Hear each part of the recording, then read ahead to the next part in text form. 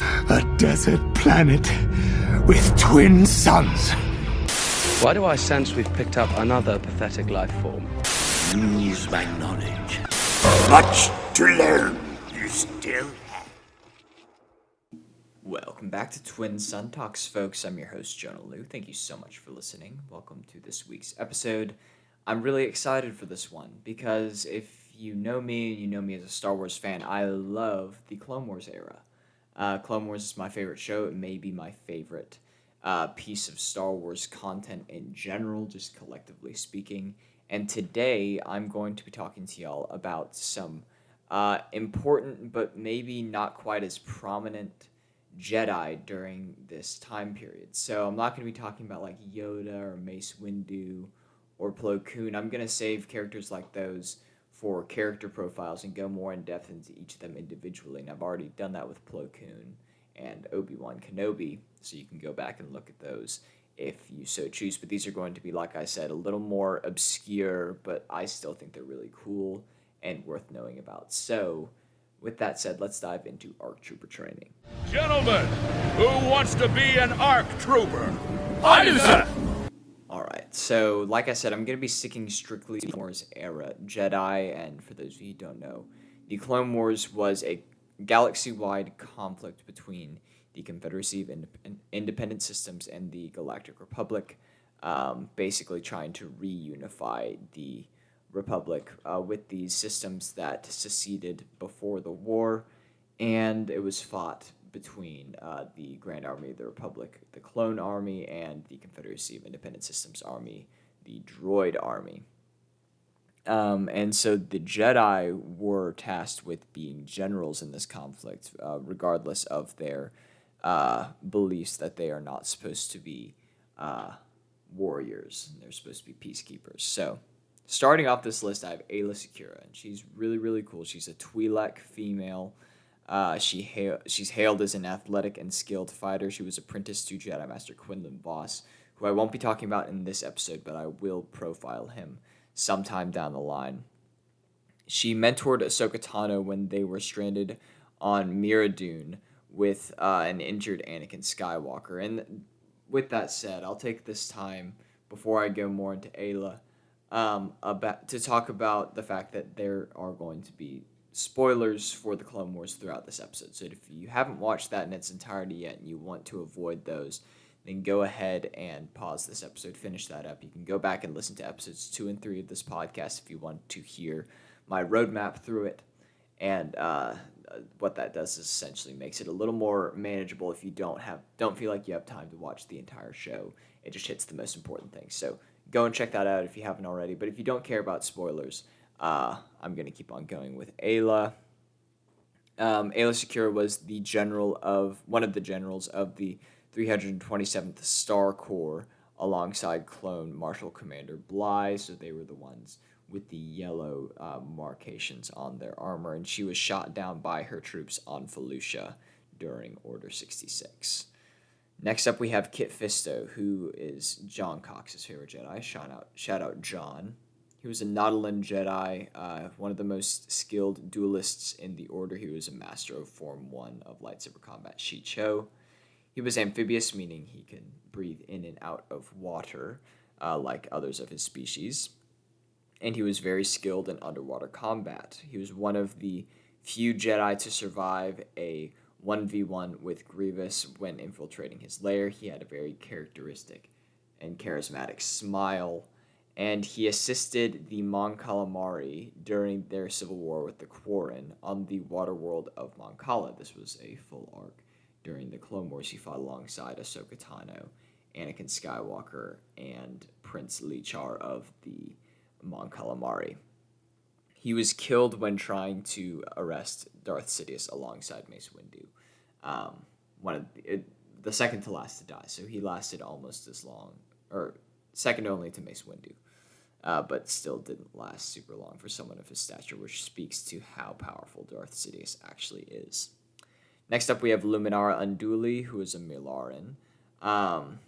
Stoic and disciplined Jedi Master. I talked about Miralons in my most recent Star Wars species profile. She fought Asajj Ventress when defending Republic hostage Newt Gunray of the Trade Federation. She was master to Barriss Offee and was abducted by Geonosians during the second invasion of Geonosis, which led to the discovery of Queen Katrina and also to the discovery of the undead army of the Geonosians. She was the general of the 41st Elite Corps alongside Clone Commander Gree and was actually captured during Order 66 and died in Imperial custody, as we see in Star Wars Rebels. Ki-Adi-Mundi was a Syrian Jedi and was a stringently orthodox member of the Jedi Council. I've talked a bit about the fact that he was actually permitted to have wives in my episode about Jedi attachment and romance, but the reality of the situation was he took the principles of Jedi detachment so seriously that some of these wives died and he didn't even bat an eye. Some of the wives and daughters died, and he was like, oh, well, that's just kind of the way it is. But that's in Legends. That's not canon anymore. But he fought alongside Anakin and Obi-Wan during the second invasion of Geonosis and was one of the first to condemn Ahsoka Tano when she was framed for the attack on the Jedi Temple. And ultimately, he was executed by Commander Bakara and the Galactic Marines on Maigito during Order 66. Shaak Ti was a Togruta Jedi Council member who was overseeing the clone production on Kamino. She was very sympathetic and caring and helped coordinate planetary defenses during the Separatist attack on Kamino. She was heavily involved in Clone Trooper Tup's inhibitor chip malfunction and then Clone Trooper 5's, ARC Trooper 5's investigation. After that, she tried to reason with Fives, but Fives was ultimately driven insane by the knowledge that he had learned, which was a super tragic arc in the Clone Wars. And the way that she was killed is unclear. And this, I actually talked about this in my conspiracy theories episode back in the day, which I would highly recommend you watching or listening to. The title card is about Darth Jar Jar. So if you're interested in that, I'll go back and listen to that. But ultimately the way that she died is unclear. So in some iterations she's killed by Grievous, and some she's killed by Anakin, and in others she survived Order 66. But the most likely, in my opinion, is that she was in the Jedi Temple whenever Order 66 happened, and she was killed by Anakin Skywalker and or the clones. Next up, we have Ethkoth. Ethkoth is a very low-key Jedi. He doesn't have too much that he's done, but I find him really, really cool for no real reason. He was an Iridonian Zabrak and a member of the Jedi Council. He was actually captured by General Grievous in the Seleucami system and served as a general with Horn Company alongside Captain Locke, and was killed by Darth Vader and the Inquisitors after surviving Order 66 and starting a family, which I talked about in my recent episode about the Inquisitors and how they operated. Next up, we have Depa Billaba, who is a human. Previously, she was an apprentice to Mace Windu, and then currently during the Clone Wars, she was a master of Caleb Dune, a.k.a. Kanan Jarrus, who you might know from Star Wars Rebels. In Legends, she actually fell to the dark side in the forests and jungles of Harun Kal, which is Mace Windu's homeworld, and she was redeemed by Windu himself. She was gunned down by her troops, including Clone Commander Grey on Kaller during Order 66, biding time to allow Caleb Dune to escape. And obviously we know that he becomes Kanan Jarrus, a very influential rebel in the Star Wars Rebels show. Next up, we have Evan Peele, who is a Lannic. He's a battle-hardened Jedi Council member and was captured by the Separatists and taken to the Citadel, which was a Jedi prison that was designed to hold and capture Jedi. He was tortured for the secret hyperspace route knowledge known as the Nexus route, which he had memorized half of it, and his captain, Captain Tarkin, had memorized the other half, so that if either of them broke, they would only have half of the information. And the Nexus route would leave crucial worlds in the Republic vulnerable, like Coruscant. He was ultimately mortally wounded by Anubas, which were dog-like, wolf-like creatures, during the Citadel escape on Lola Sayu, but passed on his knowledge of the Nexus route to Ahsoka Tano. Adigalia was a Thalothian Jedi Master on the Jedi Council. She was very aggressive and formidable in battle.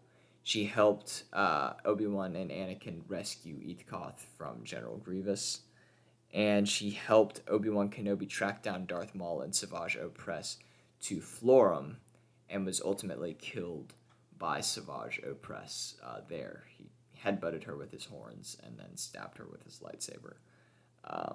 She served as a general with the 91st Mobile Recon Corps alongside Clone Commander Neo.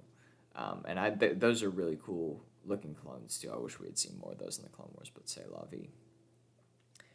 Next up we have Barriss Offee, who is Miralon as well. She was Luminara Unduly's Padawan. She was known as a model student, kind of like the perfect Padawan. But, first, our first introduction to her in the Clone Wars was her helping to infiltrate a Geonosian weapons factory alongside Ahsoka Tano and ultimately destroy it. But she then staged a bombing of the Jedi Temple as a statement against the Jedi straying from their values during the Clone Wars conflict. And she allowed Ahsoka Tano to be framed for the bombing, but was brought to justice by Anakin Skywalker. Next up, we have Jedi General Pong Krell, who's a Basalic, meaning that he had very large, kind of reptilian, muscular individual with 4 arms. So Dexter Jester is another example of that species. I'll talk more about them in a future species profile. He filled in as a replacement general of the 501st Attack Battalion whenever Anakin Skywalker was called back to Coruscant during the Battle of Umbara. He wielded 2 double-bladed lightsabers, one with 2 green sides and one with 2 red sides, and clones under his command experienced high casualties, but undeniably effective results.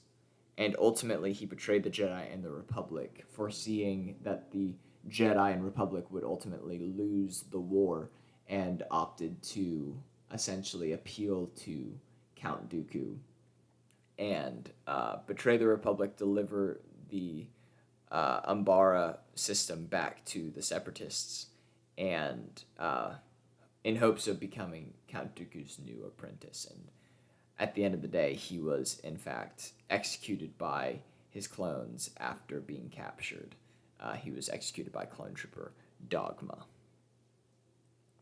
Next up, we have we have 5 left. So next up, we have Jedi Master CC-10, who was an Itachi Jedi Council member. He was a very skilled starfighter pilot and effective lightsaber duelist. He helped with the rescue of the Citadel escapees on Lola Sayu, and was killed by Darth Sidious when trying to arrest him alongside Mace Windu. He was the second to die. And Itachi are another one that I haven't done an episode for my species profiles on yet, but they're pretty interesting. They are known to have kind of like psychic capabilities or precognitive capabilities. They're the ones with the 2 kind of ram-like horns on either side of their head. Next up, we have Terrace Sanube, who's a Kosian. He's a senior member of the Jedi Order and an expert on the criminal underworld of Coruscant. He helped Ahsoka Tano find her lost lightsaber during the Clone Wars, and he actually had a lightsaber hidden within the staff of his cane, which was super cool and unique. His fate is unknown, but he was presumably killed during Order 66. Jocasta Nu was a human and was the chief librarian of the Jedi Archives. She was very proud of the accumulated knowledge, almost to a fault. She said essentially that if a piece of knowledge doesn't exist in the Jedi Archives, then it just does not exist, period. She said that to Obi-Wan Kenobi about the planet Kamino. She was impersonated by a Claudite bounty hunter during Cad Bane's infiltration of the Holocron Vault and was killed by Darth Vader after surviving the initial purge of Order 66. Oppo Rancisis was a Thespian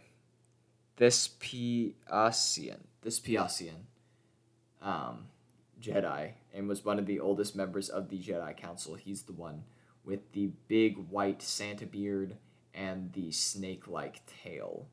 He was actually one of Yoda's few personal Padawans, along with, you might know him as Count Dooku.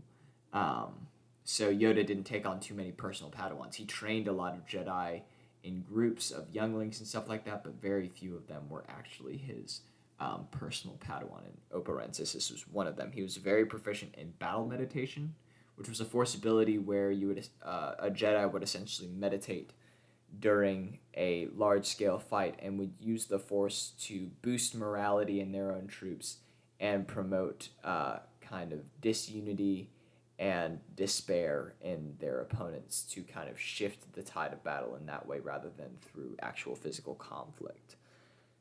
And interestingly enough, I think he is the only one on this list that actually survived Order 66, and his fate is still unknown. So, I talked about Oppo Rancisis in my episode about secondary characters that I want to learn more about, and so maybe we see something about him in a show like The Bad Batch, or another show that takes place after Order 66. I think that would be a really cool inclusion.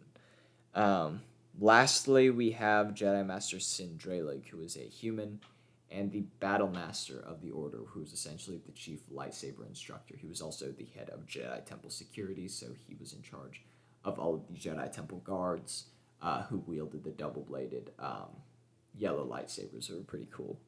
And was nicknamed the Troll due to his, unfavorable appearance, which is really unfortunate because I don't think he looks that bad. I don't know. But yeah, kind of mean. But it is what it is, I suppose. He was killed by Darth Vader during the attack on the Jedi Temple during Order 66. He is actually the one, if you watch Revenge of the Sith, he's the one that Anakin is fighting in the hologram whenever Obi-Wan finds out that Anakin is the one that had betrayed the Jedi. So a little fun fact there. You also see him outside the Jedi Temple, standing before a group of protesters to the war, during the arc where Ahsoka is framed for the bombing of the temple. So that's about it. That was a lot of information. This list was a lot longer than I intended, but I tried to. I didn't even try to keep it short. I just went through all of the ones that I found interesting.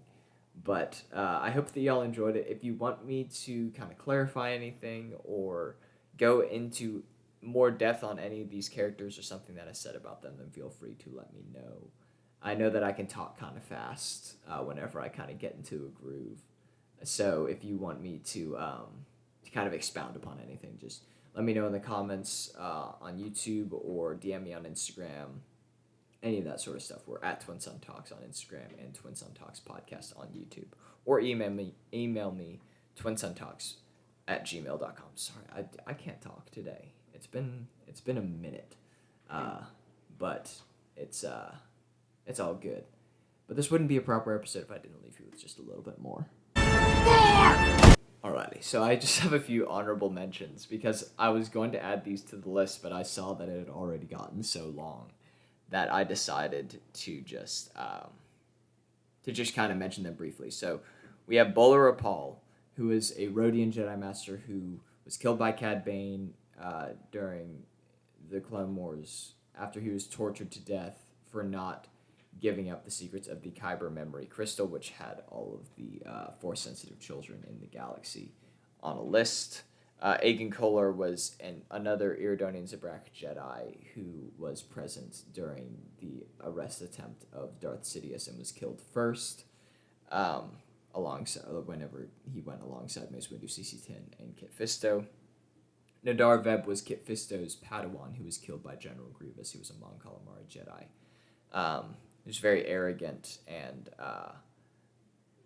reflected the young Jedi ideologies during the war and how the war was affecting the Jedi's morals. And I'm Gonna Die finally was a very cool Nikto Jedi who served alongside Cham Syndulla on Ryloth and sacrificed himself for the Twi'lek freedom fighters there and essentially held off separatist forces long enough for the Twi'leks to escape and receive medical supplies from the Republic. And he fought alongside the Captain Keeley and the other members of the Adoram Garrison, who have some of the coolest clone trooper designs in the show, if I do say so myself. That said, that is all that I have for this week. I hope that y'all enjoyed it, and I hope that I didn't overwhelm y'all with all this information, but this is something that I really love talking about, in particular in Star Wars, and I apologize for any stuttering or tripping over my words that I did. I'm tired. I'm well rested. I think I'm a little too loose after spring break, but I appreciate y'all sticking with me. So that's all that I have for this episode. You've taken your first steps into a larger world. May the Force be with you, and I will see y'all in the next episode. Bye, friends.